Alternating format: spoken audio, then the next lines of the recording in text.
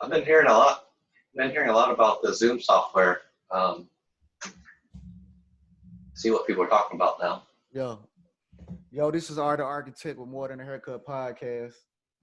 I got my dude, the legend, Dara Chan. What's up, bro? Hey, this is Dara Chan, aka Jackie Chan, With sending your love from the Bay. Florida. Sending love to my boy Ari. Yeah, I'm coming all the way from the West Coast, from Silicon Valley.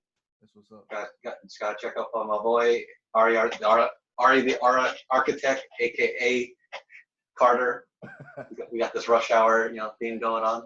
For So real, just man. sending you blessings and Many more, man. So what? You were good about luck to ask. ahead. Yeah, you was about to ask about. Uh, uh, You had a question that you were yeah, starting with. yeah. Let me open it up this way. So, um, these are challenging times. Okay. Sports activity has ceased, altogether. Yeah. Really, every So industry. a lot of things have ceased. Sports, sports industry, sports culture, and first, I want to start by asking, what are your thoughts on how the sports audience has, uh, like, where are they at now since Kobe Bryant, passed away? Rest in peace, It's, to the legend. I think with Kobe being a legend as he was, and how to me he mimicked Jordan in so many ways, and it's like to lose him before he was about to do his Hall of Fame speech it's kind of off because I'm like, knowing Kobe, I think he already wrote his speech. He saw himself saying his speech at his own, you know what I'm saying, like at his Hall of Fame award. But I feel like the game is still in mourning. I think once the Hall of Fame happens, it's gonna be in mourning. But it's I see a lot of Kobe and Michael Jordan from my era. I grew up with watching Michael Jordan, so it's like for me to see an icon as such as Jordan, he not only mesmerized you as a player on the court, but you wanted to be like Mike. You wanted to work hard as Michael Jordan was, and it's a lot, bro. It's good. It's good to me. It's good for the culture because the youth they can see Michael Jordan, right? But then they also need to see Dr. J. They need to see Kareem. They need to see Magic. So it's like I feel like this is like great time right now in sports and in life. But I think about it depends on how you look at it. Are you prepared to take advantage of the moment? You know what I mean? In the positive light. Yo, but what's going on in your Oh, world, man? yeah. This is week 7, going on week 8 of quarantine in California. Yeah. It seems like, I'd say generally the mood seems to have improved. People may have loosened up, maybe letting the guard down a bit too much. It's still not over. We're still figuring out what it means. Mm-hmm. Um, but I think overall, there's been, it didn't get as worse as we thought, and then it's um, ways to resolve it. Developing medicines, developing strategies that has progressed quicker than we expected to. Yeah. So kind of like the best of both worlds, but yeah, it's not quite over. Um, I'm in a pretty fortunate position. Still able to work. Still working. Still able to work at home.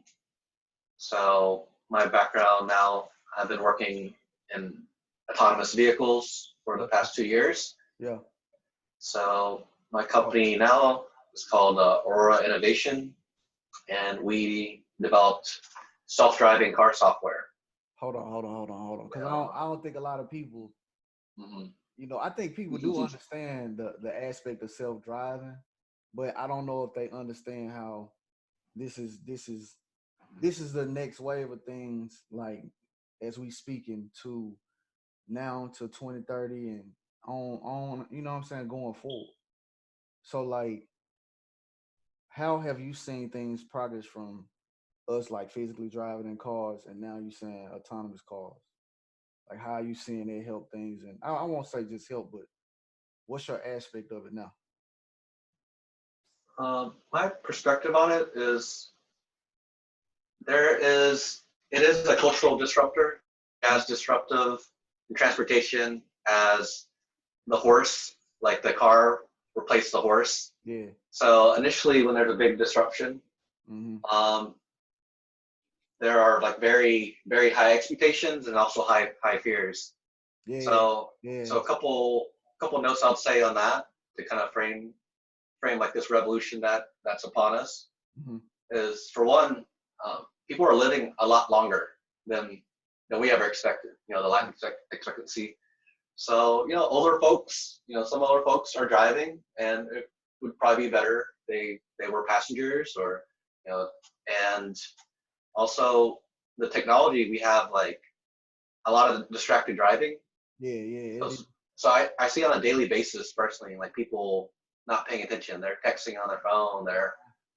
They're on social media on phone when they should be driving. Driving is it's something that you should put 100% attention on to do safely.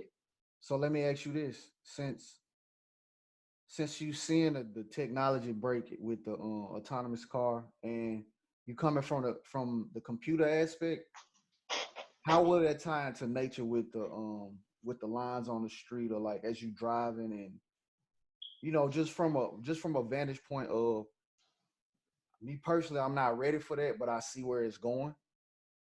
So it's like, I mean, how would you explain it? Like, is the is the computer doing a lot of communicating with the ground, with everything around it? Like, how is that going? Okay.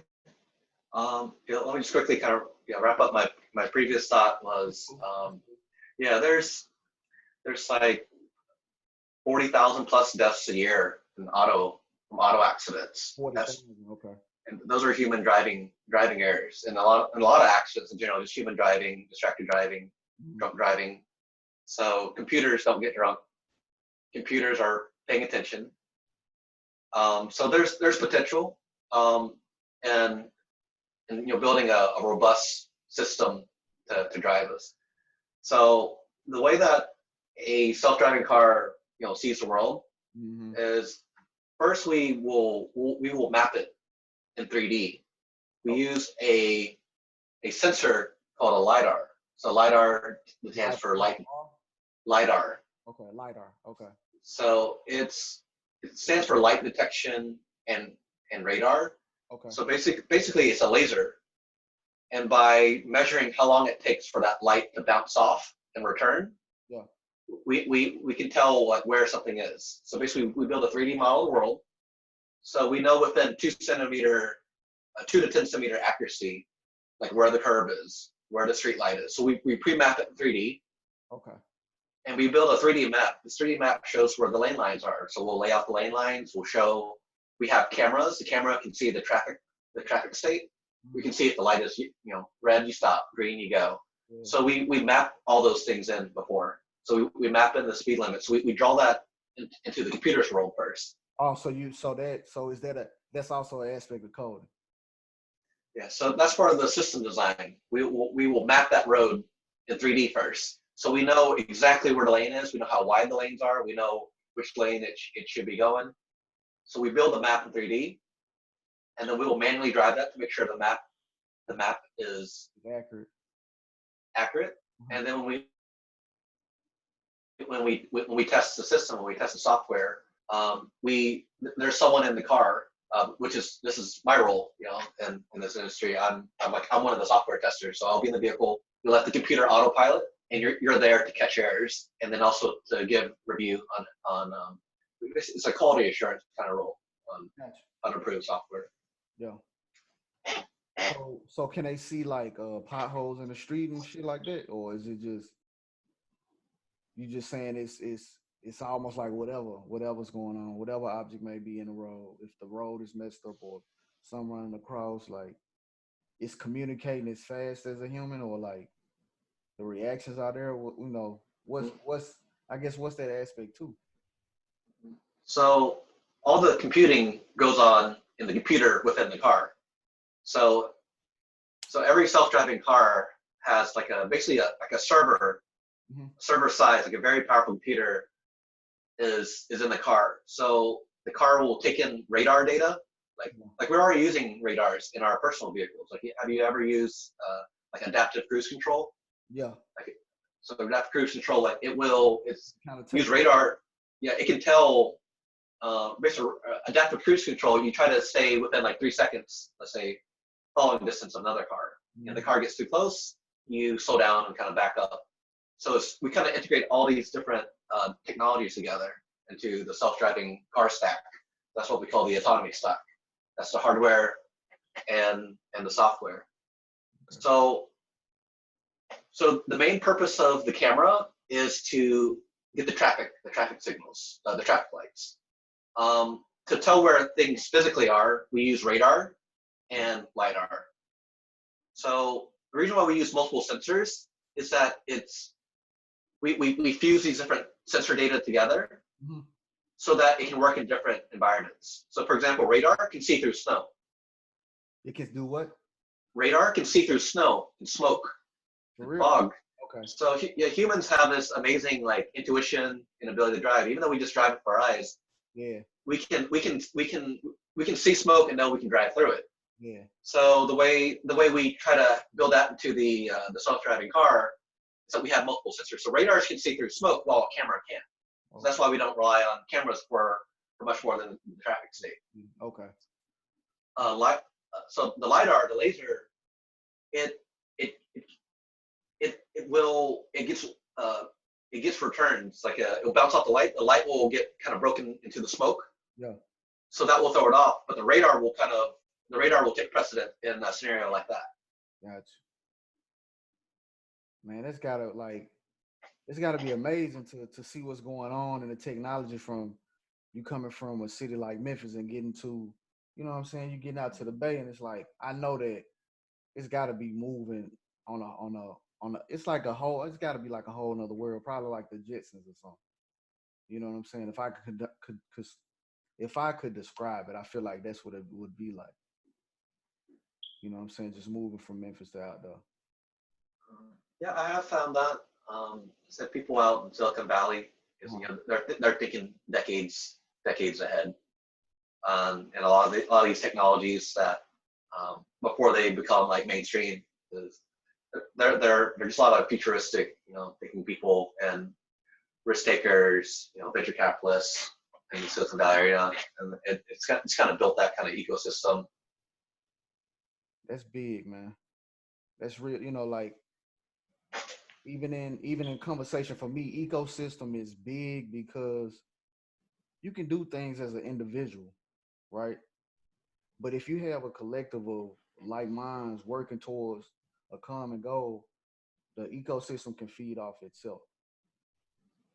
It can either produce positive or negative results, but it depends on the spirit of what you're doing. And I'm kind of seeing that like it's it's it's gonna be valuable in going forward with trying to figure out and give people time to like get into, okay, this is an autonomous car and this is what's gonna be going on. I'm starting to see those things a lot more here in Atlanta, like the technology vastly change. But it's like most people may not be even introduced to that yet because they still stuck in the old way. But it's kind of like, I don't know, I just feel like this COVID aspect of things that we were living in now, Mm-hmm. I kind of feel like it was a cleansing going on. In the sense of what I'm saying with that is a lot of fog and a lot of smog has been clearing. You know what I mean? Because we've been polluting this thing. Mm-hmm. We Yeah, all, so you know what I'm saying? It's like I think it just needed, man, life needed a breath. You know what I'm saying? yeah, it has given us some time for some reflection, and Yeah. transportation is one of those big contributors to pollution. I agree. You know, like you see the smog and in like those big cities where there's cars are just kind of like backed up, and there's Can't go just nowhere. too much reliance on the car to get around. Mm-hmm. So one of the interesting things about us being in like an auto dominated transport society Yeah. is that we're letting our cars sit most of the time. Like our car sits in the parking lot 95% of the time. Now with COVID and shelter at home, it's like it's in the house. You know, it's sitting doing nothing like 99% of the time. Like Yeah. why do we have so many cars? It's what So it is. like so cars sitting doing nothing 95% of the time, and then a family of four on average has like four cars. Yeah. So if you had a self-driving car, while the car drops you off to go to work, it can go back home. It can drop your kid off at school. It can go pick up the groceries for you. You can on your smartphone. You can punch in a bunch of grocery orders, and And someone loads it up for you. That one car could be shared hey, not just between that family of hey, four. It'd be shared. You could have man, like a car fleet.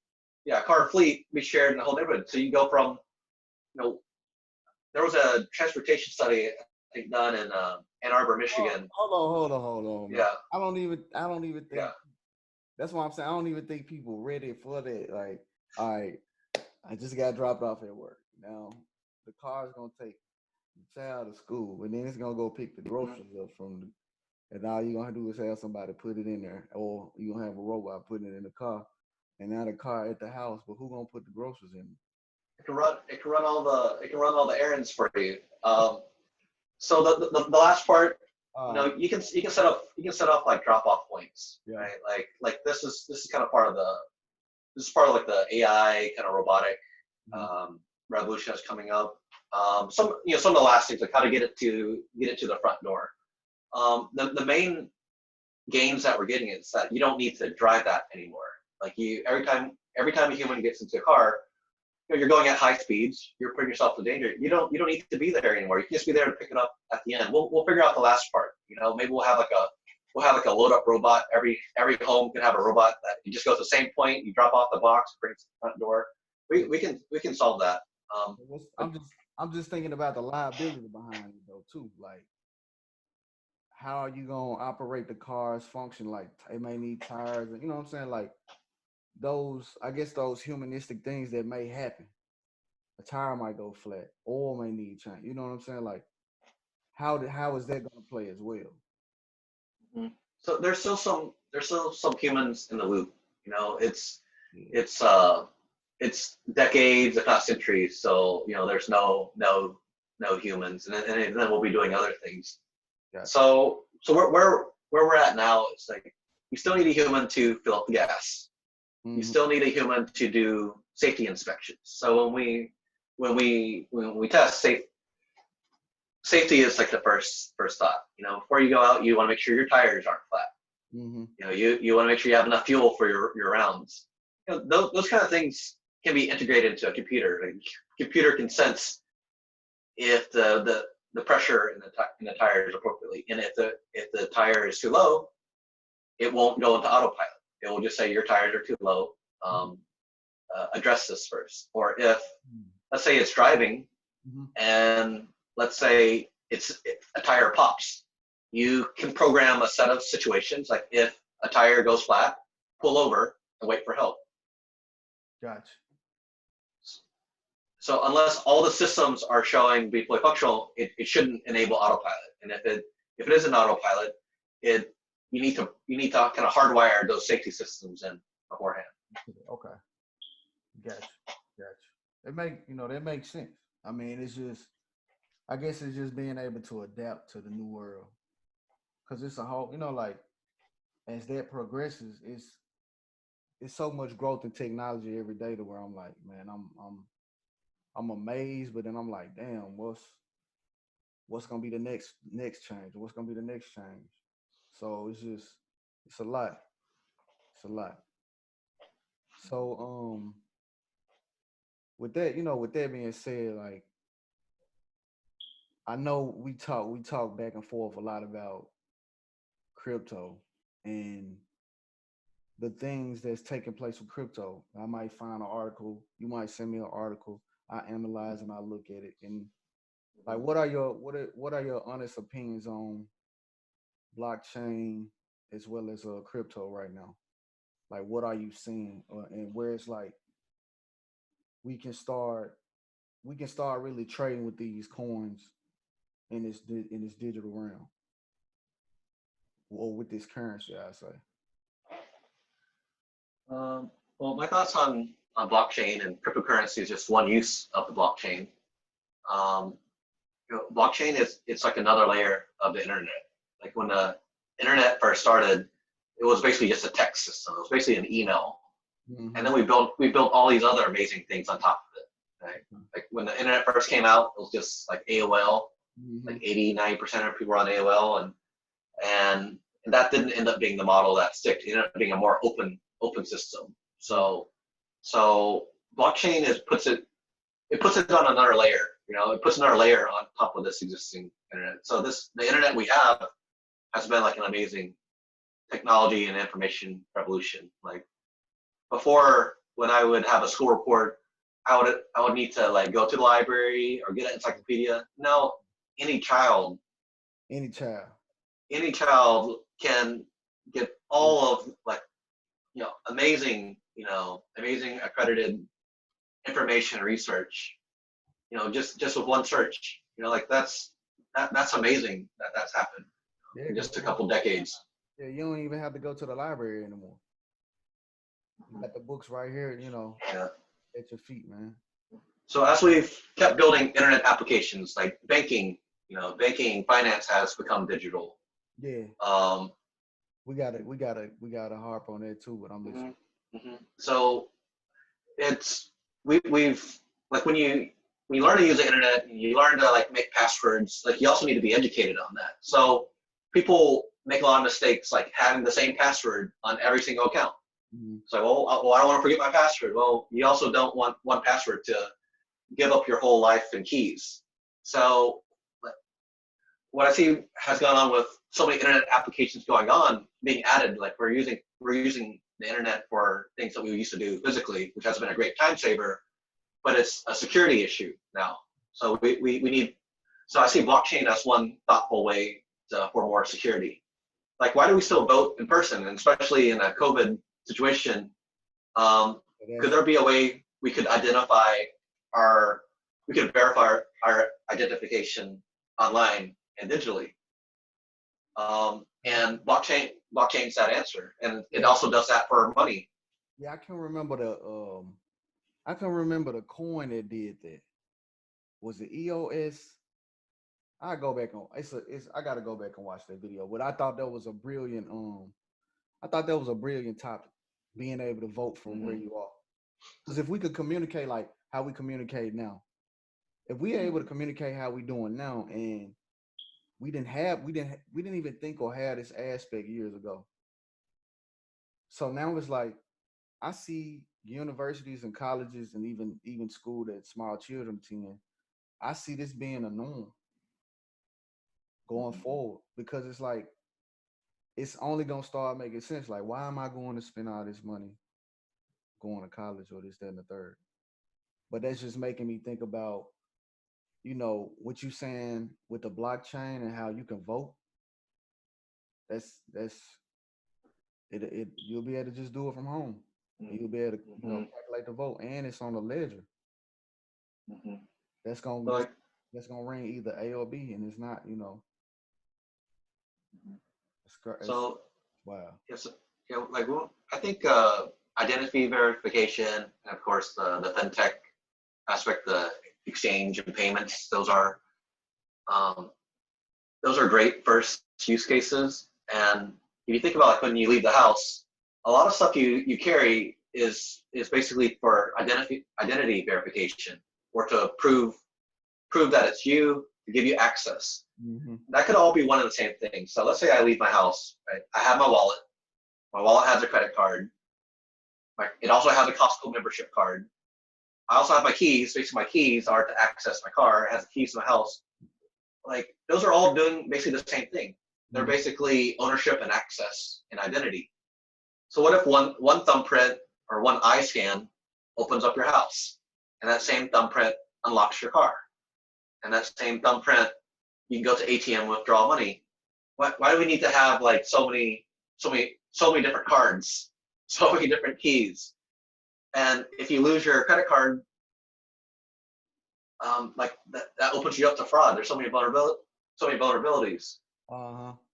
So I can see all that being collapsed into a blockchain where your thumbprint or your eye scan is the unique key that um, Yeah. unlocks you access to those things. See, like when you speak in that I guess in that manner, this reminds me of that song.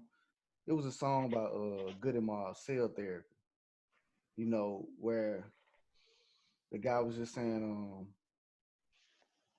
a computer chip, as you scan your thumb, or you can scan your thumb, you can get your food, you can get whatever.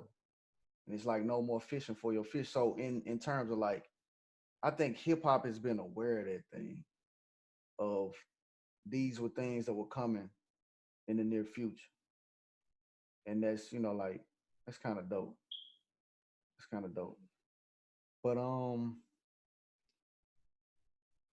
with Can I speak on that about hip hop and how like it seems like hip hop has gotten has had a lot of interest in crypto yeah. and blockchain and like why that might be. I think one is that it's like it's another wave of wealth building that like I think from my experience with hip hop is it tends to be communities that have felt left out that have um, not had access to all these tools and learnings and investment Mhm. devices. So like when I was out here in the Bay, one interesting person I met, he ran this hip hop block party that happened like once a month where artists could perform Mhm. and only crypto is accepted there. So Damn. imagine like a block party where you have like people, new artists, they can perform, and Mhm. then they get tipped in crypto, or they can sell their songs on with crypto, and they'll have merchandise, Yeah. and it's sold for crypto. So this like anyone that has a phone, which basically everyone needs a phone Yeah. now, can transact. So I Oh. like it's about building connectivity and inclusiveness. Mhm. It's not it won't completely replace cash. I think cash has its certain use cases and it will always be. Yeah. I can Um, see that. but having like a main like digital currency being a main medium exchange, Yeah. it just has so much upside. I can see that. I mean, just in my dealings with, I'm on this app called Vest, which is VEZT, and the app is actually built on the Ethereum platform. The good thing is, it's for artists and producers. Where me being an artist, I can put my music on this particular app, and I can have what is called an ISO, initial song offer, and I can sell rights to my song. Like people can have publishing rights. So it's actually a couple of songs that I've been able to invest into $5, $10 at a time, and I own portion of that catalog, like Tone Loc or Wild Thing. That's one of the songs I can say that I invested a couple of dollars in. I hadn't seen a payment back yet, but it's like investing into futures. That's what it to me. That's what it seems like. This is a process that's gonna continue to grow, and as it does, it's gonna impact hip hop. I think it's gonna impact the world because now the world will have to adapt to that too, and not just it being in the realm of just hip hop. But I Mm-hmm. think that's something else that's dope. With Yeah. currency and a blockchain. Mm-hmm. Yeah, I think the use of it for entrepreneurs and music is Mhm. a really interesting one. Like where let's say you're very creative, You have a lot of talent, and you're making, so you're making your creative product and getting a following. Well, you still need capital. You still need capital to make your product. And so instead of using like the traditional forms of like raising capital, like having to sign up a label, Yeah. with very favorable, you can kind of crowdsource it through, let's say you can make a coin. You can make a coin for your label or for your individual artist, and those people, they can earn a return if your song does become a hit. Yeah. Like we don't have a market for that yet. Hell no, but but I'm saying like here it is. We talking about it right now. I think that this will happen. I feel like this will be a break in hip hop. Like, okay, I want to invest 100,000 into an artist. You know what I'm saying? And that artist may be a million that the artist see back, and you just say, just give me 10% of that. And if smaller portions of money wanted to be invested too, that's a win-win because now you don't have to have a middleman. What's the point? It's like there's no, instead of it being labeled to crowd and then to the artist, it's like it's just artist to the crowd. I can take my vibe where I go and I'm in ownership of it. The label will just be for promotion. But that's just me thinking and me seeing. It's like, Mhm. and once you can do all this stuff yourself, there's no need for them. But Yeah. when do you figure that out as an artist? This particular use application, that would give more ownership to the artist and kind of take it away from the business people and investors. And it would, instead of concentrating that control and wealth, in these traditional industries, executives, it can be more equitable. It can be, crowdsourced, invested. Like multiple people can own this hit song, and then they can trade that. If a song does end up being like another number one and used in movies, the people that invested in early on, they could get residual income off of their share of that song. That's real. So, speaking of that, because it's kind of like the stock market. Like, what is what have you seen from the stock market, or like what have you been learning and participating with? So, interesting thing is, before I understood how stocks worked, or that at the first investing feature that I thought was really compelling was actually crypto. Mm-hmm. Um, so a couple years ago, uh, crypto just took off. Like it seemed, if you haven't been watching it, it seemed like it was overnight. The foundations of crypto have been going since the financial crisis, 08, 09. Mm-hmm. So for crypto, where it was really interesting was through mining for me. So what mining does is you're like the validators for all the payments. So every time there's like a blockchain payment, all the payments, they get recorded onto a block. This is the open ledger. Yeah. And then the miners, they put them all together and stick it in a block, Mm-hmm. and they find the password, which is basically the hash that records all the transactions. So a couple years ago, I was really interested in mining. I thought it was really interesting that you could basically build for like $500, you could mine about $100 a month worth of Bitcoin. Okay. The Bitcoin was just really high, right? It was around like 8,000. Next day it was 10,000. Yeah. A lot of, yeah. It sparked a lot of interest, including mine. And then it also crashed. It crashed too. But it went back up too, though. And recently it's back up. So it's the way where I'm at now in like my finance investing journey is I want to kind of spread my investments through different mediums. So stocks and equities are definitely one. Crypto is another. High yield savings account is another. Gotcha. And also getting my personal finance in order. Like I paid off all my debt. I paid off my car. That now that when money's coming in, it gets me more mindful about it. Like I want my net worth to always be going up. Yeah, versus I I got you. Yeah, Yeah, so it's got me. Yeah, it's got made me to be more mindful with my decisions. Uh-huh. So basically, with the way I organize my finances, they have different buckets. Okay. So the first bucket, it should be cash. You know, your checking, your savings, you know, enough emergency to depending on What um, it is.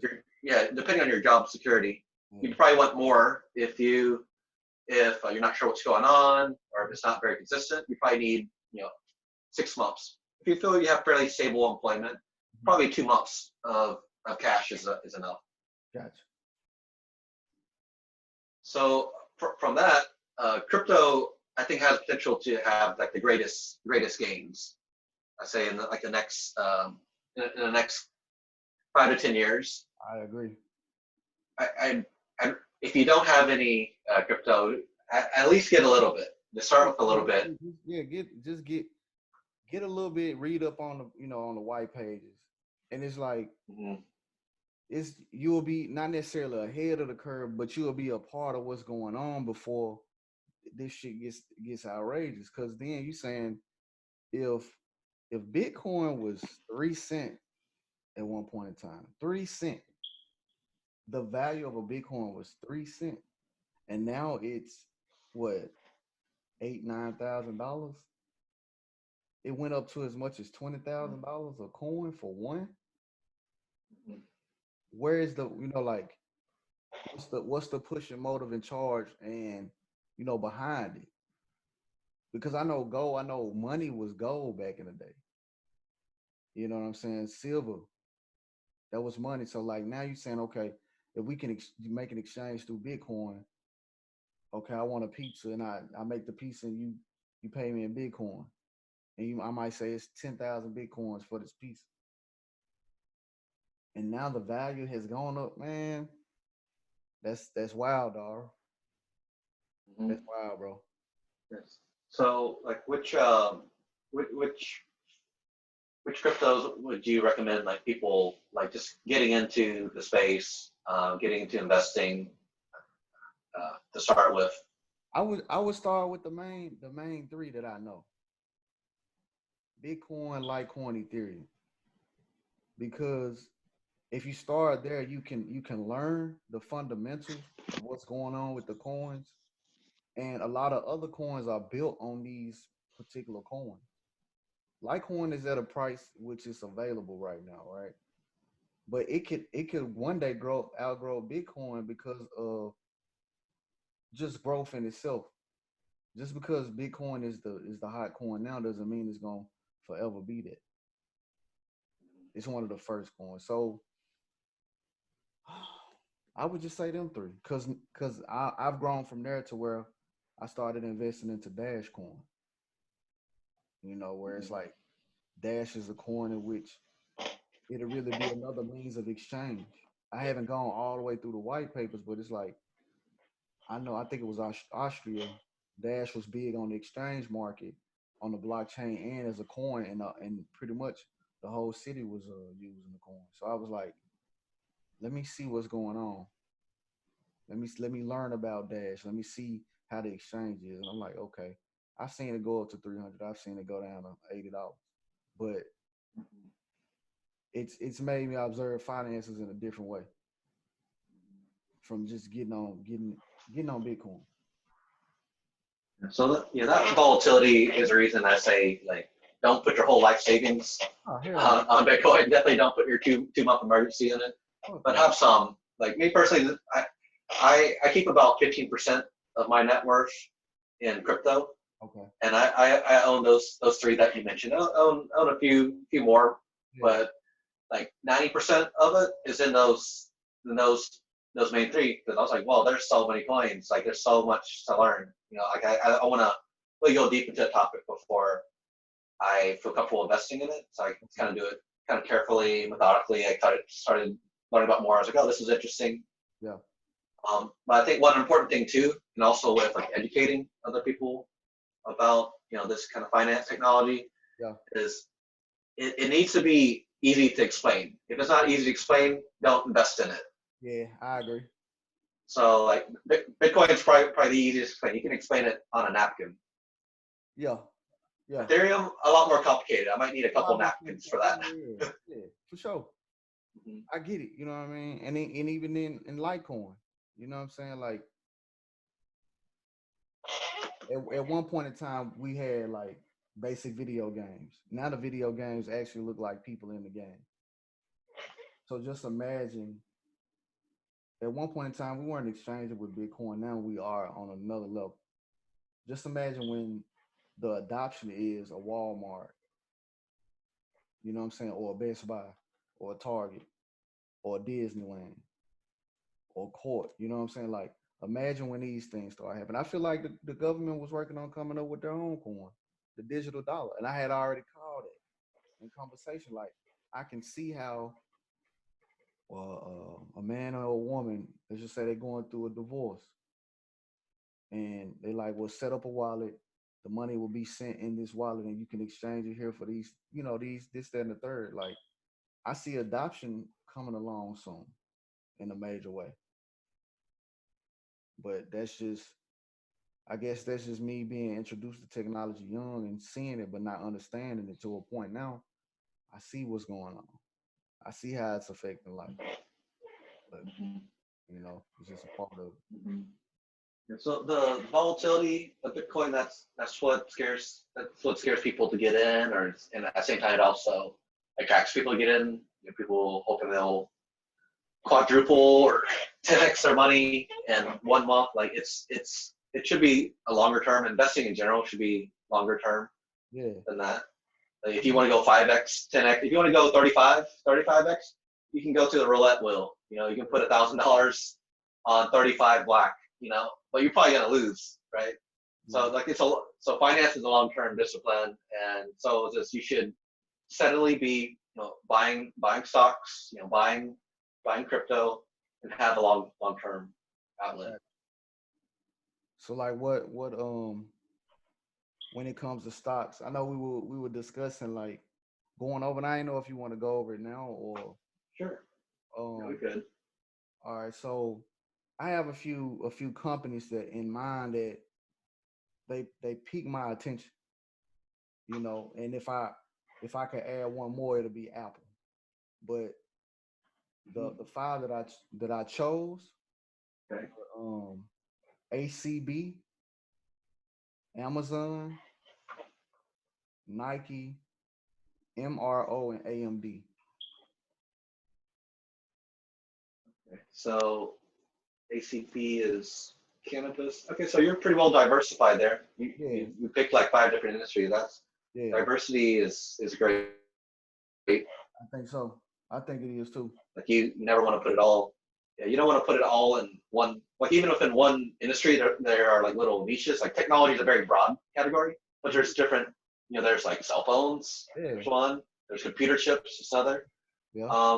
But yeah, have some reasonable diversity because you don't want to wouldn't want to have had all your money in the cruise lines, during COVID or the airlines. Because that's kind of a trendy thing. Like, why not invest into an oil company?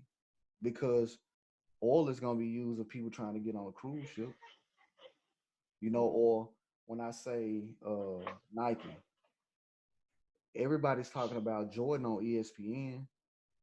Nike owns Jordan, you know, Disney on ESPN. So it's like that's kind of what drew me in. But um I'll Can you say talk yeah, more? let's Yeah, can let's you talk more about Nike? I think that's interesting. Like you're talking about a premium apparel company, yeah, but you're talking about athletes, right? yeah, So and a lot of Nike ads, they don't really zoom in on the shoe. They focus on the athlete. Like, yeah. can you talk about like what is it about their brand that makes it a compelling investment? Well, for this is for me, I watched my homegirl's name is Ashley Fox, and I watched her talk about how she worked on the New York Stock Exchange, you know what I'm saying, on Wall Street per se. And she had a conversation on a video on Instagram, and it was talking about instead of investing into toys for your child right now for Christmas, think about investing into a company that you can make money from going forward as you go on in life. So I was like, okay, what I'm gonna do is I'm gonna invest in a Nike because my son wants some Jordan shoes, and I actually started right from there. But to go into to Nike, it was like, okay, if my son wants Jordan, let me teach him a lesson. Let me kind of break it down to him where he could understand it on his level. But it's also teaching someone else a level, a lesson about why I invested into Nike and not, why am I investing anyway? Because I also think about Michael Jordan, right? There's this big debate whether he was the greatest or LeBron or this, that, and the third. I feel like he was the greatest, but it's not to dethrone a LeBron or anybody else. It's just like what you talked about with Nike. Nike helped transform Jordan into a logo that's forever etched in people's mind. Forever. You know, Jordan's legacy continued to go on because he started introducing his children into what he's doing. So it's like Nike gave a opportunity to athletes to shine and see greatness on another level with who they brought on board to work with them. That's like why I chose or why I choose a Nike. It's just more. It was more. It was more of an ownership draw from my homegirl. Plus, I saw a kid at 15 that played basketball. His mom had him investing into Nike shoes at like in high school. So by the time he graduated, I think he owned like either $50,000 worth of shares of Nike at the time. So while he was playing high school ball, he was making money too. Nobody from my culture was like on anything like that. But I feel like had they been on it, that's building wealth from another angle by making little money, investing a little money for a return because you see a company can grow if you know about the values of the company and if you know what they're looking to do in the near future and it works and it fits for you. I own some Nike as well, and I think it's a pretty compelling brand. I'd say it's one of the greatest brands on the planet. It's up there along with Apple. And how you know it's a great brand is that people want the real thing. Right? Yeah. Like there's some things that become commodities. Hmm. Say like if it's a drink, Yeah. you don't mind getting the off store, the off brand because no one's really gonna care about it. If you're getting the low shelf Yeah. brand for food or sugar versus the brand name sugar, Hmm. it doesn't matter. Yeah. So like people, they want to wear real Nikes. They don't want to get the $10 knockoff. Like they They want the like art. they yeah, they couldn't go outside, wearing fake Nikes. Yeah, That's how you know it's a really strong brand. I agree. Yeah, it is. It is a strong brand. I remember my parents like, "No, nah, we're not buying you no Jordans. Hell no." Nah. But it's like Jordan had a. It's I don't know. I guess it's amazing for me to go back and watch the branding that did go on for Michael Jordan to see how business kind of went on another level. Just by watching what went on during that time of me being a child and watching this, it's like, damn, what if I would have knew about the financial side of what was going on and not just looking at it from a standpoint of I want to be like Mike. You know, I could have really been somewhere financially, but I know it takes time to get there. But I I'm wondering how a time like this affects the future in things like sports too. Let's just say let's say Nike wants to really invest in the football right now. Do you think that would be a good move for them to do? Like some type of camp and be invested into that for football, like something to give to the fans. Would you think that would be a good move, or how would you approach it if you were in their shoes? So like Nike investing in a particular sport or like the communities. both. I would say the sports and the community, because like right now they're saying that there won't be fans at the games, right? But who pushes the envelope for football? Is it the fans or is it the owners? Why do you know like why do the fans come and watch the game? Is it because of their favorite players or they tied into the team? So it's like then you think about do you really care about the fans? Well, sports and Nike, they have an interesting relationship, right? Like to be a great athlete, you need the best equipment, right? There's like a function, like there's a shoe, for example. There was a shoe that was banned from running, I think, because they said it gave like an unfair edge. Like Yeah, you do like it, even if it's like a half a second advantage, that could win a race, you know. yeah, That's the difference between catching a ball and missing it. Like you want it for the functional reason of having the best gear. yeah, At the same time, it's also about it's like mentally. There's something like mentally like it's like putting on it's like a superhero putting on you know putting on their ultra identity, putting on their special equipment. That's yeah, kind of part. That's kind of part of like the athlete. I think psyche and when it relates to Nike too. They go hand. They're like hand in glove. gotcha. Um, those two, and there's a lot of wealth concentrated in between the sports as enterprise and them. And I think I think they should reinvest in the communities. That's where the athletes come from. Yeah. I think that would be a great move right now. You know, just knowing how this thing really has affected the community. Like you might want to do some courts in the neighborhood. Like make sure that it's clean. Make sure that Nike has ownership of it being a certain way in a certain mind frame. I think they could really change things and push things. Um, a couple other companies that like I said I want to discuss Nike being one. Um, let's take Apple. Let's look at Apple. What's what principles are they standing on that I guess for me make you look at Apple as in a strength? Is it the same thing like we were just saying in Nike or Uh, what? so Apple does have a strong brand. Like you want the real iPhone, you don't want the iFake.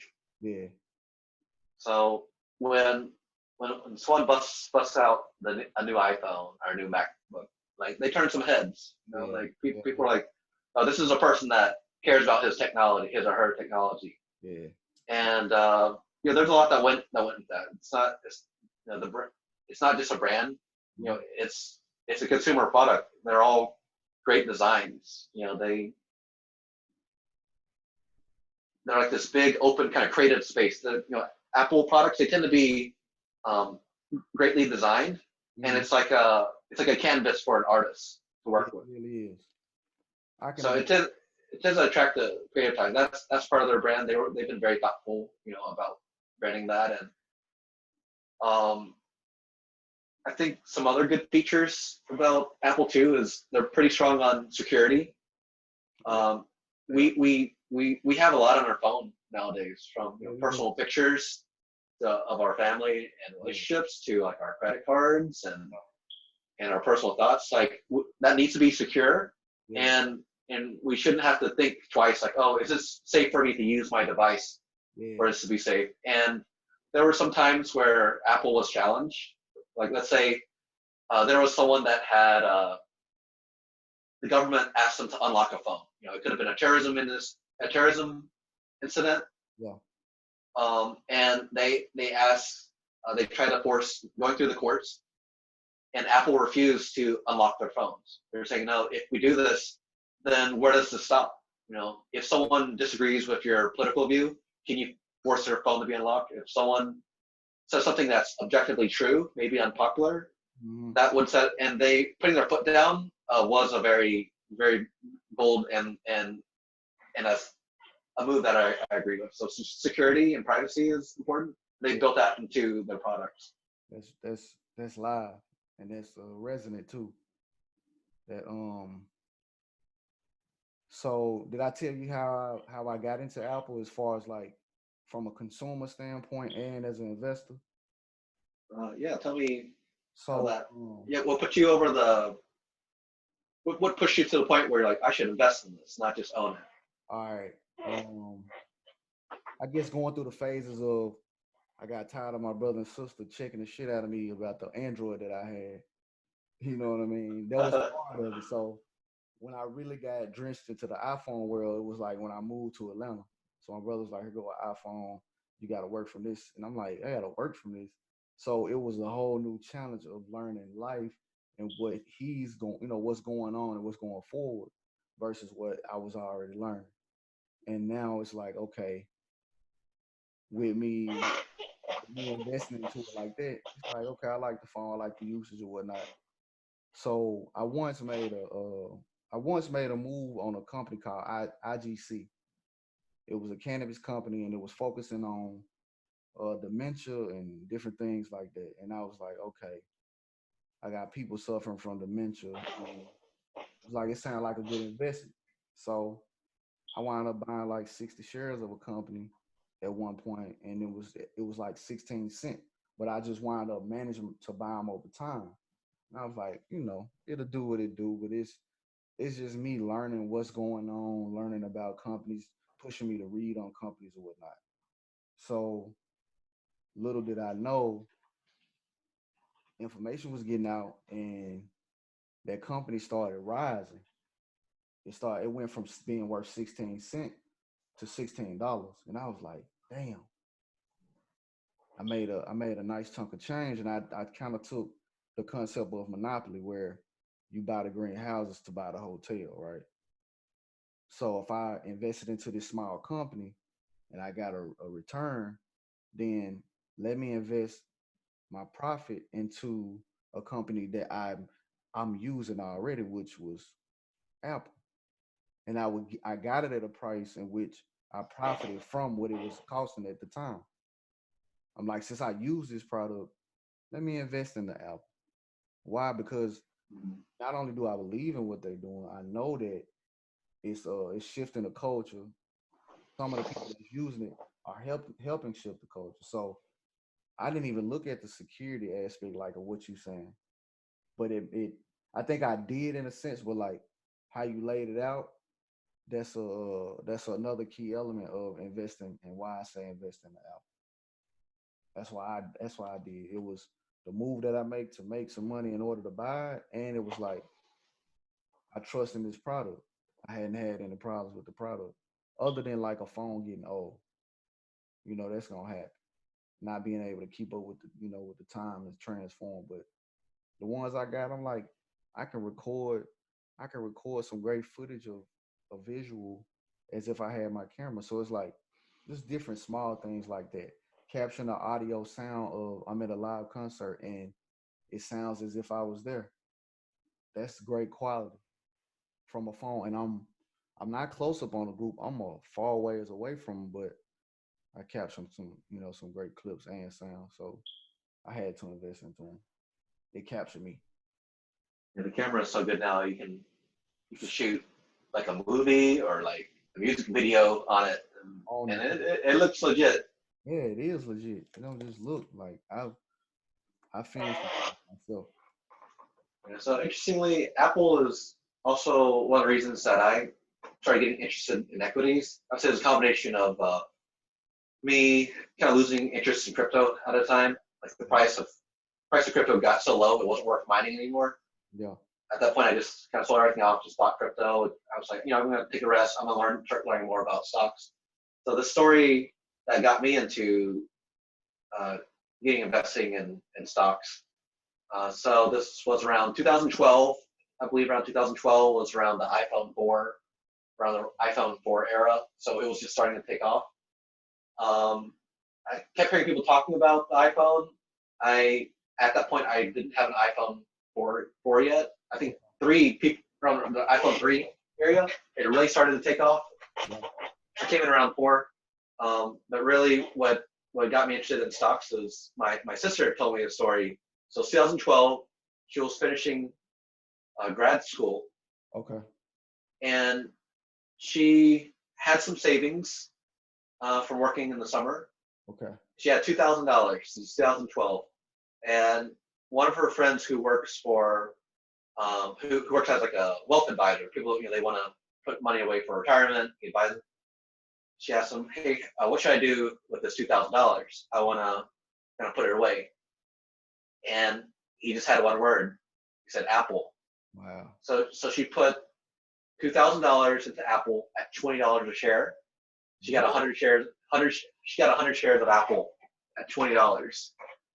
And then fast forward, 5, 6 years later, Apple's we're at like iPhone 7, 8 at this point, and now like Apple's starting to dominate the smartphone. Like everyone's got a smartphone at this point. Yeah. Back in iPhone 4, people were still on flip phones. And we were just at the cusp of it. Yeah. So basically, $2,000 became $20,000 on one bet, and that blew my mind. Like, and it made me, I had some fear of missing out, some FOMO, and stuff. You knew Apple was hot. You knew that was a great product. Why didn't you invest? Then yeah. So if one good thing that got me into is like it got me to take this serious. Like, if you feel like something's very compelling, it's a Yeah. compelling product, everyone around you's talking about it, you better- should be investing too. That's man. That's what that energy and that vibe that you're talking about is another reason why I invested into what is it? What phone? AT&T. It was like I found out about AT&T that they own HBO. And once I found it out, I was like, now all these folks talking about Game of Thrones, Game of Thrones, Game of Thrones, Game of Thrones, Game of Thrones, Game of Thrones. I'm like, who own HBO? AT&T. So I was like, why everybody talking AT&T, on HBO, I'm making money. Like, keep talking. Matter of fact, come out with more shows. So I'm gonna keep investing into this company. Why? Because it's like you into a whole nother realm of things when you say the phone company that I'm paying my phone bill through, I'm making money from them too. So why not invest into them? It makes sense. This is what's going on in my life. I'm using this company. So why not? On streaming, of course, that's a really hot sector right now, Yeah, it is. since like people aren't using cable as much. Instead of like being locked into some kind of programming schedule, you can watch what you want when you want. So Yeah. there's a few interesting ones in there. Obviously Netflix is like the leader of it. Like Netflix basically took out Blockbuster. Man, it took out Blockbuster. Yeah. Look, they basically took out HBO and all that shit too. Yeah, Because like it. you can find different titles. It's like once you bridge the gap of making a demand, you know, and then you can supply your demand, meaning that what's the point of having an HBO? There's no point when I can invest into old movies that people love watching and they want to watch it over and over again. Boom. You drawing traffic. And it's a subscription basically. All right. What else I want to add? Well, I want to add some new. We want to have our own movies, but that's because they invested into the old movies, the old catalog. Now it's like anytime somebody click and watch, they making money. So I think that would have been another great investment.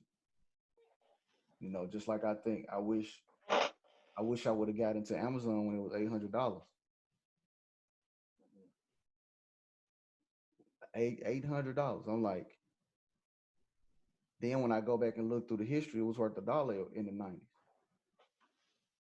But nobody was telling me this what these charts, this what these graphs mean. I'm walking through the house, I'm watching basketball, but then like CNN with the stock, I see the lines going green and red. I'm like, man, what the hell is this? Like what the fuck is like if I could have understood what was going on just to be able to read it, I'd have been saying, look, Mhm. hey, I don't even need an announce. If I'm finna wash this car, go and put this money in this right here. Mhm.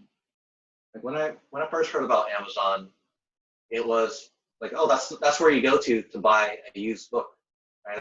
And everyone just kept talking about it. And now when you talk about Amazon, you don't think about books anymore. Isn't it amazing how they've grown?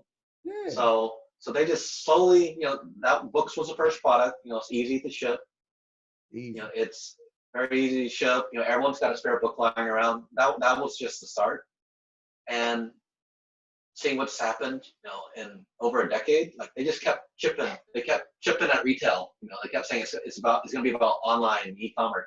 Kept chipping, And and then finally it just hit all at once. Like finally people realized, like, wow, we've been sleeping on this, and a long and time.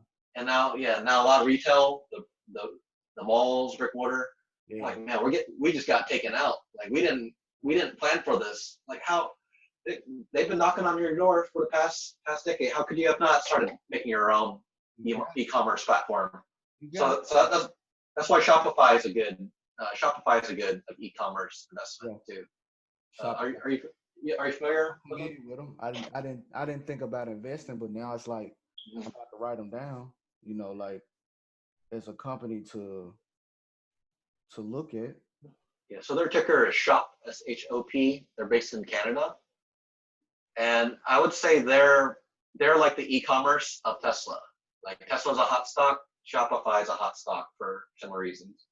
Have you ever tried to make your own a website, a shopping cart to like sell merchandise? Yeah, I have. Yeah.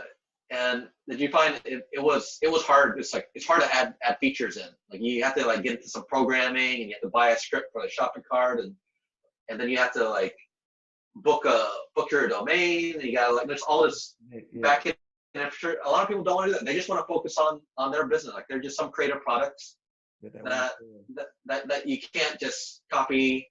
You can't just mass produce on Amazon. Like there's still independent retailers, independent like artisans that make crafts, and they have a huge following. Yeah, So Shopify is a platform for that. So imagine someone they make their own T-shirt, right? They just want to focus on branding their T-shirt, making their own silk screens. They don't want to have to do all that back end website stuff. mm-hmm. Shopify is the one click solution for that. The go to that. Hmm. Damn. So what Amazon has done for being like basically the Walmart for online, Yeah. Shopify helps all the independent players have a very good looking website with functionality with a shopping cart. So that's why like basically all the independent craftspeople and independent business owners, they can use Shopify Uh-huh. and still stay relevant and still like compete online. It makes. I mean, it make a lot of sense though. It make a hell of a lot of sense, bro. Damn, I ain't. Like I guess once I see what the culture of the company is about, it starts making sense on why I would invest into them. Like I've been really pondering about Starbucks and should I invest into Starbucks? Why I'm not certain, but And what draws you to their brand and art? And do you use their product yeah, I regularly? use I use the product from just getting a coffee here and there when I just want a shot of energy or whatnot. I might get So when you make coffee at home, can you make it as good as Starbucks? not hell no no No one can. I know. hell no that shit fire. You know what I'm saying? But it's like if I'm drinking it, why not invest into it? You know what I'm saying? That's how my Mhm. mind frame is. It's just like somebody coming to get a haircut. They investing into me. When they give me a tip, they investing even more into me. Because now not only am I producing for okay, I want my space that I'm staying in, but the creativity from writing a song or painting up a painting or whatever is it's helping me be able to open up more doors and more chambers. So yeah, this And so that mocha or espresso helps you get you into your yeah, creative zone. yeah, my creative zone. Yeah. I think Starbucks is another very compelling brand, Yeah, very well run company. world renowned. Um, yeah, Yeah, I'm a shareholder of Starbucks. Oh man. I Oh, started buying I started buying some shares of Starbucks after the most recent correction. uh, was it a good? So Was it good though? Was it a good correction? right now I'm averaged into Starbucks. I started buying it at about $60 a share. Okay. I'm averaged in now at about 70. I just buy a little bit. So basically every paycheck I get, Makes sense. every paycheck I get, about 25% of that paycheck You'll put it. will go into buying. I'll buy at least 5 different stocks. I don't throw it all in one. I kind of spread it out because sometimes one of those stocks might crash, one of those stocks might go double. Yeah. I don't want to just buy one. I try to like with Robinhood, you can buy fractional shares. So They hadn't given me the opportunity yet, and I'm like, as soon as it's they do, coming. It's coming. So yeah, don't just buy one. I'd say try to buy it, like split it to like five, because if one goes down, it doesn't sour your day. You have them to balance each other out. yeah, And if you buy five stocks, usually one does really really well. hmm, Three do about what you expected, and yeah, one got unlucky. You know, something really bad happened, or you know, a plane fell out of the sky. Something happens. Usually that's what happens. So five is a good I it's a got good solid number. what to kind of like Um, focus on that you focus on. it gives you it diversifies you Yeah, because properly. it's I when my thing of diversifying is more so industries that I diversify into. And what I mean by that, like we talked about cannabis. Cannabis or ACB is more so the agriculture aspect, right? And I talked about IGC. That's still in agriculture when you talk about cannabis. And um, then we talked about Nike. Nike is feet. Nike is foot. Nike is exercise. Nike is play. That's what I get from Nike. Then we talked about Amazon, like Amazon being the digital Walmart. Like I need some products. I can go online and order these products. It might come from Walmart, but who knows? What I'm saying? It's Amazon. So now I have my eye on MRO, which is a company, it's an oil company, and I think the company was like 424 and it shot up to like 636 last week as a high. And I had homeboys that invested and got 100 shares, and some got even more. And it was like, okay, but I only got like maybe 20, 10, 20, and I was able to see a profit off of my homeboy sharing some information saying like we need to look at the oil companies because right now it's only at a certain price. Barrels of gas or whatever, like very low, extremely low. So eventually, people were gonna start going out. Mm-hmm. So if that's the case, if we buy it low, Mm-hmm. they were already saying some of these companies not gonna survive, but some of them are because we still using oil. Even if we use less oil, there's gonna be a point of inflation. The price is gonna go up from, we paying $1.60, $1.80. It's gonna increase over time.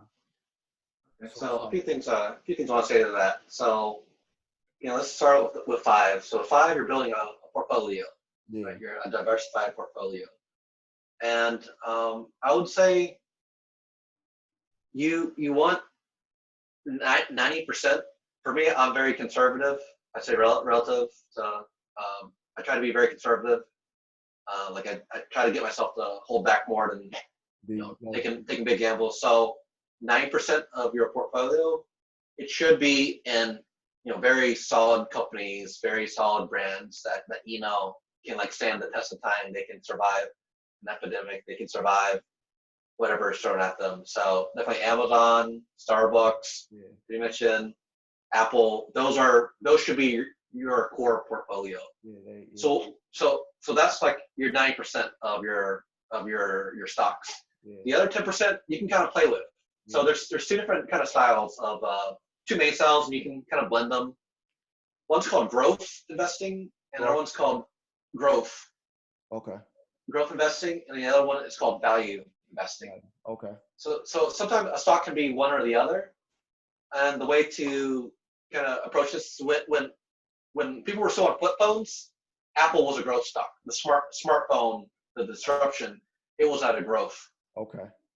So at this point now, it's growing, but it's growing more slowly. So Apple's become more of a value. Okay. So when something value investing basically means buying something cheaper than what it's worth. So it's kind of make it more tangible. Let's say your house is worth $100,000. Let's say, and then for some weird reason, the neighborhood starts selling houses for $50,000. But you know, like this neighborhood's worth $100,000 because it can, let's say, it can rent out. You can rent out your house for $500 a month. Let's just say that. Yeah. So every day, your house's value, like the neighborhood sells houses at different prices. It might go 105,000. This house might go for 80,000. It doesn't matter. It's still a house. It's still worth at least 100,000 to you. Yeah.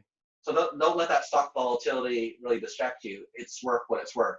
Gotcha. So this is what we call the intrinsic value of a stock. Intrinsic value. Right. So basically, you want to buy a stock for less than it's worth. Yeah. And I'd say value investing for me is one of the hardest things to do because it's really easy to let the how investing is very, very emotional. A lot of people are talking about it. You want to get into, but you can't get in too high. You can't buy Tesla at $900 a share because it goes up and down like crazy. It'll go up and down. So if you catch it when it's down, like in the red. Like that's another one that I think about like AMD.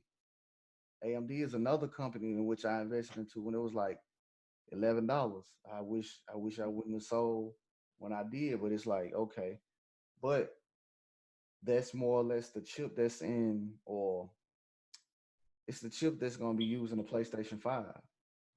And I was like, that that was one that caught my eye. Like this will eventually have some value for me. I see that they'll be playing. They playing in the market with NVIDIA. But it's like I couldn't afford NVIDIA at the time, which that didn't make sense to buy. Let me buy the company that I see is growing. They up and coming. It's taking its time to grow, and now it's like I see that it's maintaining a gain of value. So if you can't get fractional share investing right away, one platform you can use that's trusted is called M1 Finance. Eventually, Robinhood. M1 Finance. M1, okay. You can buy fractional. So instead of buying, Amazon for $2,300 or whatever it is nowadays, you can put $50 towards Amazon. You put $5 towards Amazon on M1 Finance, and it's cost free. Like there's no transaction fee. The second thing I want to say is for AMD, it's in that growth category phase. If we all caught it, I bought my first share of AMD at $8. I only bought one share. Yeah. And when it went up to 20, I was like, this is crazy. Like, how did I just triple my money? And then went up to almost $60 a share. Yeah. So that was a growth company. So the way the framework, and this is AMD is a position I keep adding to. Like I recently bought some more AMD at $53 a share. Yeah. So I'm averaged into AMD right now at like around $40 a share. That's cool. So it's a growth stock. Yeah, it is. So you need to do a qualitative analysis. What is that? Ask how much more runway is left. Like, have they tapped the whole market, or are they doing more? So, like, if I bought at 8, should I sell at 20? Like, I don't know how much is left. So, for that kind of analysis, so AMD had a pretty bad decade where they were like the cheap bargain computer. Like it would be like buying a clunker computer. That was their image. Okay. And their recent CEO, Lisa Su, she is really top notch. Really smart, really strong business, really strong engineering for the hardware of computers, and she's really turned that company around. So, the reason that AMD's grown so much recently is, as you mentioned, they're in the market now competing with NVIDIA for the graphic cards. The graphic card, yeah. So I own both AMD and NVIDIA. One sector that I'm really bullish on is cloud computing and gaming. Yeah. And starting to get more into cloud, cloud and video games too. Yeah, so NVIDIA and AMD do that. So if you're hosting a video game with like 20 million people, one of these big blockbuster games like Fortnite or League of Legends, Yeah. host that many people, you need a very powerful data center Hell to yeah. host that many games. And they're using AMD chips, NVIDIA chips. Yeah. So you can think of like applications, mobile applications that we use daily. Let's say like before we use a lot of Facebook. Facebook, Uber. So Uber, one I want to kind of break down, like to match a driver with the nearest passenger, and also to pull together. Have you ever used Uber Pool? Yeah. So Uber Pool is like multiple people and they share the same Uber ride, and it's a lot cheaper. Yeah. It has to do a lot of calculations to match people up, calculate the price, calculate the mileage. Mm. So when you Uber, you want to push a button in 5 seconds. You want it to figure out who your driver is and send it to you within 5 minutes. Speed is very important. So you need like very powerful chips. Definitely important. Damn. So like Apple and the smartphones have kind of built that ecosystem for these applications like Uber, mobile gaming, a lot. So that's why AMD is hot. That's why NVIDIA is pretty hot. I think they both still have a lot of room to grow. And I'm talking about like a couple of decades, like at least a couple of decades. So every autonomous vehicle basically has like a data center computer in the back seat. And currently it's NVIDIA. Like they're very high end, like business level GPUs. I'm talking like $10,000. So there will be like a Lamborghini. Yeah, the computer's worth more than the car at this point. Yeah, but I'm just saying the value. I'm saying the value at that point. Of the, I guess the stock. Hard, yeah. So the software, the hardware is important because the hardware allows speed. It allows us to do quick decision making. Yeah. But eventually, it's software. The software is like where the value. The thing with software is you can make a song, you can sell it digitally to a billion people right away. That's why software technology companies are growth stocks. Because their market size is just massive. To sell an app or sell a song another time, it basically costs zero to resell it for someone else. It's scalable. That's why growth stocks tend to be in technology, and technology stocks tend to grow the most. Now there will be the thing though, is because it's so easy to get started. It's also easy to get knocked out, and so out of 1,000 startups, only a handful will make it. But those handful are going to be very strong because they've gone through all those stress tests. Wow, man, you got me thinking, man. Like I think I'm investing in some great industries. I'm glad that I started learning a formula for my life that works for me. Because once I found that to be true, then I can apply that to my life. Meaning, like, not just the music, not just the books I read, but this information where I'm like, my homeboy Terrence, he's like, look at this information. Save $1 a week, then save $2 a week, then $3 a week. So you start training the mind to work and create an ecosystem for self. And it's like, once you turn it on and once you see, oh man, I could have invested in the Bitcoin when it was 3 cents in 2008. Where the fuck was I? But it's like, no, it just wasn't time. It just wasn't time for me to be on it then. I got on it now. But it's still not late. I still can incorporate it into the world that I'm in now.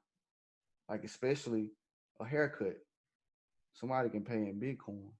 Somebody can pay in Dashcoin. They can pay in Ethereum or Litecoin. I will gladly accept it. Why? It's gonna be value in these coins.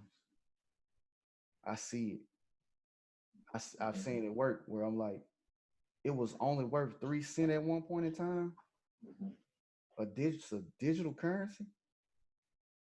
So what does that mean when the younger children figure out, okay, we can take this game where we can take pictures of ourselves. and you can make money for your posts on the blockchain, and it's like based on likes. So now that's gonna give things like Facebook a run for their money. But I think Facebook is like CBS for me when it comes to the digital realm. When you think about, they're in every area and angle of, I would call them a utility stock. They are. They Mm. have their latest earnings call. Therefore, they have 1.8 billion daily users. 1.8 billion. 1.8 billion people log on to Facebook at least once a day, and that's mind blowing, right? Like how connected. That's connected So to the world, man. I'm saying, like, that's the new CBS. I don't know any other way to say it. That's the new CBS. I'll say Facebook is. It's still, in my opinion, the stock price is very suppressed right now. Mm-hmm. It started with the election of the current president. Okay. That Facebook accepted some money for ads, and these ads, well, it was foreign money to push voting a certain direction, and they they've taken accountability for it. Like they said, yeah, we messed up. They got taken to court, and like they didn't have like it's never been done before. Mm-hmm. Hindsight's 2020, and because of that, people don't trust them. Like they pay the pain. Their stock price has been pretty flat. Yeah. Their stock when that scandal first dropped, their stock dropped from like 220 to like 170 in one day, and it's still having trouble recovering because people. What happens? It basically becomes a toxic stock, a radioactive stock at that point, right? People are like, oh, they're gonna get regulated, they're gonna get broken up. They're like all this fear happens. The investors leave. That's what happened. That's when you should buy. When it's basically an online utility stock, Yeah. which I agree it is. Yeah. Because when you get Facebook, you're not just getting their ad revenue from targeted ads. They've also done a lot of acquisitions recently. Like they own Oculus Rift, like the VR headsets. They own who? They Oculus And that's a VR headset. VR, yeah, virtual reality. Mm. So So they're so that's investing in that. so that's gotta They, be that, you know what that is? It's like, so if somebody clicks a link and it's we want the virtual reality view. So they already testing it out now. You know what I'm saying? So I'm like, that's gonna have to be a stock that I pay attention to mhm. going forward. I So mean, like other products you're getting with Facebook is WhatsApp. They own WhatsApp, which is it's a fairly popular calling messaging platform. yeah, And they bought Instagram. yeah, They do really smart acquisitions. So you're not just getting Facebook, you're getting all these other products within them. yeah, A lot of them they don't monetize besides through ads. But if they said, hey, we're going to charge 10 cents a month for Instagram account, but you don't get ads anymore, people are going to pay that. That's not their focus, nah, it's not. but they're building that ecosystem, and it's like the only place you can go. Like, how do you go check on how your friends and family are doing? Like right away, By the way, there's nowhere else to go go than straight. Facebook. So The other family go to Instagram. It's like the older people on Facebook, the younger people on Instagram, and then the younger people are on TikTok. So it's almost like the Fox, the TNT. It's like that's what I see it being. So I'm kind of like, where is my media platform that I have? I want to play in. I gotta play. I gotta play in this arena. But yeah, damn, that's a good analysis though. From like what you breaking down from Amazon, then Nike, and then shit. We touched on oil, but we didn't. But the uh, yeah, can we talk about oil? yeah, So oil falls into this category of investing known as cyclicals. cyclical, Yeah, so cyclicals like basically they go up when economy's good and they go down when the economy's bad. Okay. So contrary to that would be like technology. Technology is used when the economy is good, the economy is bad. Look right now, technology stocks, Microsoft, Nvidia, Zoom. Facebook, they're going up. Even with the virus shutting down things, people are still using technology. So Yeah. technology and several other industries are not cyclical. Mm-hmm. They're just always growing. Technology is just always growing. Mm-hmm. So, which happens to be most of my portfolio is in technology for that reason. But getting back to cyclical, so like airplanes, when economy's good, people take more vacations, they buy more cars. So this is the risk with cyclicals. You have to time it right. Um, oil, yeah, oil has a lot of risk right now because like no one's driving, no one's flying. Like oil went negative the other day. So not only like once people start going out, do we have to go through like we have to start consuming the present production. Mm-hmm. We also have to start consuming all that stored oil. So oil is going to take a lot longer. Damn. So I would say, like, not only do you need to like get out, and start using the supply again, you got to like go through all the reserves that we've been building up. Like the reserves got maxed out. That's why the price went negative the other day. Damn. So with cyclicals, I would just caution you that you got to time it right, right? So how long do you anticipate a recovery taking? If it's going to take a little bit longer, you might want to go with something that will recover sooner. So that part, like you should own, you can own some cyclicals, but I wouldn't do a large portion of it just because of the time horizon for recovery is going to be a while. Yeah. Okay. Damn. Yeah. It seems like it's gonna be a while because if you saying fans not gonna be going to games, they gonna just be watching from TV and they're gonna probably get tired of that shit. Um. Damn. I ain't. Like for sport, so for sports, like an interesting way to like get exposure to that as an investment is actually through Disney. So Disney owns Oh, ESPN and Fox. and they own Fox now too. So Disney's an interesting stock. That's one that I own as well. Disney is like it's like Nike, like its brand is like everywhere. And Everywhere. like you want to watch the real Mickey Mouse cartoon. You don't want to watch the fake Mickey Mouse cartoon. Like kids can tell the difference. Hell So yeah. if your kid's telling you to go to a movie, that's probably a stock you should invest in for a reason. Yeah. Like that alone. So yeah, Disney's an interesting one right now with the theme parks being shut down. So Disney World, Florida, all the Disneyland parks like in California, China, they're all shut down. So they're taking a hurt in there. Their cruise line, Disney also owns some cruise, all that shut down. Their hotels shut down, so they're losing a lot of money to that. But they have streaming. You know, they have the They Disney got Plus. they got a hell of a lot of stream. They got a hell of a lot of stream. They released Disney Plus just a few months ago. They already have 50 million active users. So, Hold and on. that's just a few months. It took Netflix. It took Netflix years to get that much. Hold on. 50 million users.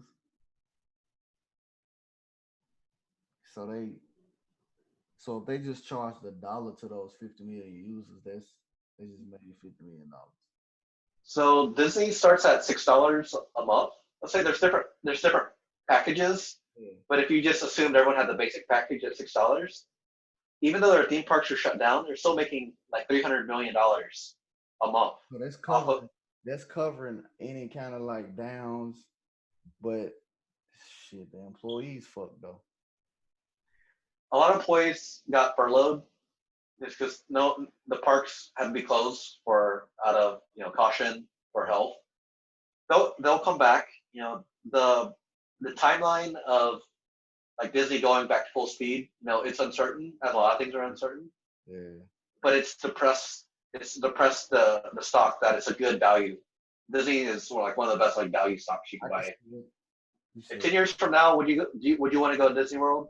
Like things are normal. Like are your kids gonna be wanting to take their kids to Disney World 10 years from now? I hope That's I hope they don't have kids at that point, but okay, that's another topic to get into. yeah, no, not yet. We ain't getting into that topic. Yeah. So Disney's 20 years to that. I'm listening. Yeah. So Disney's intrinsic value, like its stock, like when it was last priced before the pandemic, was $130 a share. How much? 130. 130. Down at about 90. Right now it's floating around between 100 and 110. Okay. So when Disney at the bottom of the drop was about $80 a share. We didn't know where the bottom was. We didn't know if that was going to 50. We didn't know it was going to 40. Like, we knew they were getting hit hard. That was a scary one to buy. Now it's kind of stabilized. Now we kind of see their numbers. Like when you start seeing numbers, Yeah. like, oh, they got 50 million users, paying $6 a month. You start getting more confident, right? You'll start buying it. So you're paying $100 for something worth $130. You're paying like 70 cents on the dollar. That's a good value investment. And if you have a long-term horizon, that's about as solid as you can get. And they also pay dividends, so you get about 2%. So every $100 you put into Disney, you get $2 back every year. Yeah, are you familiar with dividend investing? That's another strategy. That's what I was looking at with Nike.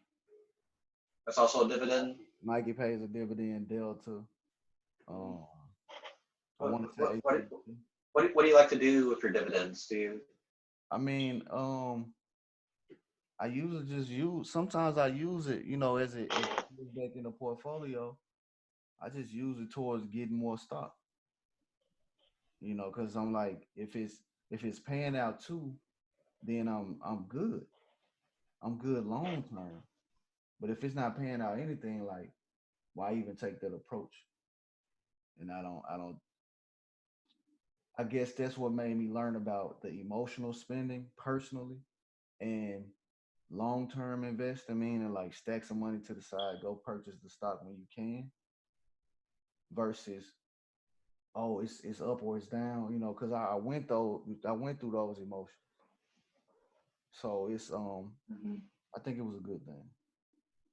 Yeah. So with dividends and getting like that 2% or whatever it is, that's really that is really wise that you reinvest it. So you're letting your money grow and letting it keep growing itself. So you're doing what we call compound interest. Why not? So like the S&P 500, if you just bought the whole economy, basically, it averages out, say about 10% a year. Let's say. Let's say you pick very high quality stocks. Yeah. You pick your Apple, your Disney, your those very high value, like very solid companies. Yeah. You'll average about 10% a year. So basically, every 7 years, you'll double your money. I can see that. If you put $500 a month into like companies like that, $500 a month for about 20 something years, that $500, and you let the interest go back in and keep buying those same stocks again. Yeah. In 20 years, that $500 a month, that's almost $1 million. Yeah, easy though. That you could turn around and put, like, you might need to sell a few. You never know what you're going through, and then you done made interest off of that, that money that it's made. So it's like, I don't see it as a loss, but I wish I would have learned this early on. Because then I not only do I can learn value in it. Like a kid playing basketball, his mom learned about going through hardships, spending money off a credit card, using a credit card to spend money, going into debt. But she taught her son how to invest into a company that he liked. If he buying shoes, it's like, it only makes sense. It only makes that much sense. I use his phone. Okay, I buy this type of orange juice. But I'm glad I did get into the investing. I'm glad you go back and forth with me and share a lot of information. But yeah, it's something to study, man. I appreciate this. Your finance and like stock investing, it's one of those subjects that there's so much information you need to take in. So you really enjoy learning. You're learning like connecting trends, kind of seeing like where are the trends going. you you need to keep an eye on, what your portfolio is doing, like what each company's doing. Like, are they growing users every year? Are they growing sales every year? Like, you have to keep an eye on it. Yeah. So some people find that challenging, but they find that challenging fun. Yeah. Obviously, I do. I'm very like passionate about it for that reason. But there's like a lot of different things to study, like all the time. So something that's it's That's a good hobby. It's a good hobby for that reason, right? that, like what you bringing up is making me think about another industry, which is like the dairy industry, and it's volatile right now. To me, the Yeah, dairy, agriculture and the meat plants shutting down. yeah, it's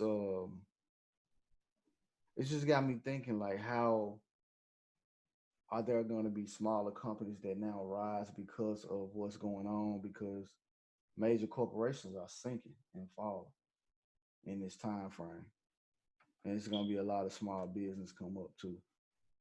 Hmm.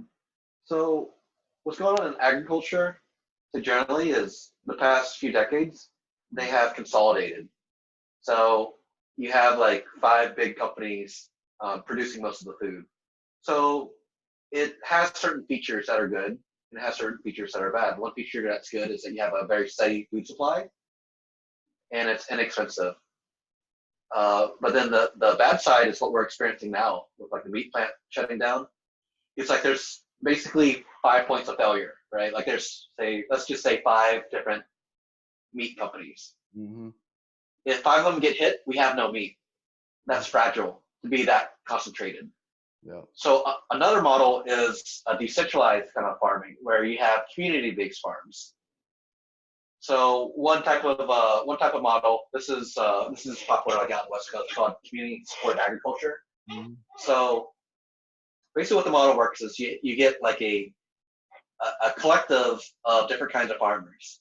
So one person that I visited that was part of it, she was a peach farmer, Okay.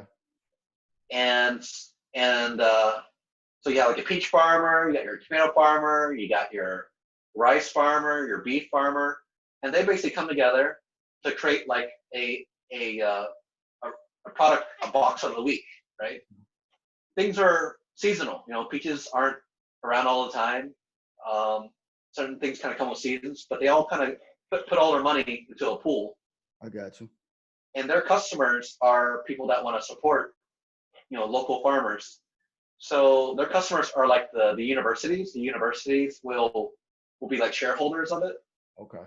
and the farmers themselves, or it could be just a mom. She wants her children to visit to get their produce locally. They can visit these farms that they get from. So basically, every week, a box is delivered, and they pay like a monthly subscription. So See, this is a so it's this is a different model. Yeah, this is a local model instead of a like national model with only 5 points of failure. yeah, because now it's like if I'm able to go to my community and get what I need versus this big supply of food chains, we don't need all that shit because your meat is damaged goods. The foods are damaged goods, and now we can grow and go to the markets that we need to go to. That's amazing, and I feel like this is gonna cause inflation on the food in the market too. I think the price is gonna eventually go up on the food because they're not gonna be able to produce like they once did. It's a lot of change with that, man. Yeah, I think that's gonna be an interesting one to watch, and I think with like a few trends coming together now, due to COVID. So one is people will want to go out less, right? So this is a good time to like launch a product like that, launch a service like that. Right? If you can be that connector. So kind of what happens with this kind of model is products are seasonal. Like you can't get strawberries 365 days a year because it's just not in season there if you want it to be local. Yeah. Um, so people will have to be willing to like adjust what they cook. Like certain recipes, you'll build a recipe off of what's available that season. Yeah, I can see You can't cook that favorite thing every day, every week, or every month. You can have seasonal based things. Mm-hmm. So there could be a market for that. Like It you makes could be like let's say you're a local chef. Mhm. You kind of put together, you give them a bunch of ingredients. Like this is what's available now. Kick off three ingredients right now. Imagine the interest in for that. Yeah, cayenne, black beans, and lentils. Mhm. Yeah. So you can have like a platform. Let's say it connects the local farmers with local people that want that product, and then you can blog about what's in season. You can blog about how to cook or how this harvest went. No, that make like I'm gardening now, and that make a hell of a lot of sense, bro. You know what I mean? Like being that you got to learn patience because a seed takes time to germinate and grow, and that's gonna be important as far as food goes forward. I'm in the area that's like it's got to be Atlanta is tropical. I think it's more tropical than anything because we get a lot of rain, we got a lot of heat, we got this red clay, and Memphis is more inward. But I see like different kinds of foods may be able to grow here, and may be able to invest into some land and things of that nature, agriculture wise, to be able to set that up. And I think that's gonna be necessary, bro, to be able to say like, okay, we want to get cayenne pepper from you, and a local farmer could be invested into from seeds to everything to help grow that. Like you're talking to subscription and things like that. That's brilliant, bro. That's brilliant. Damn, I didn't imagine this one, Dar.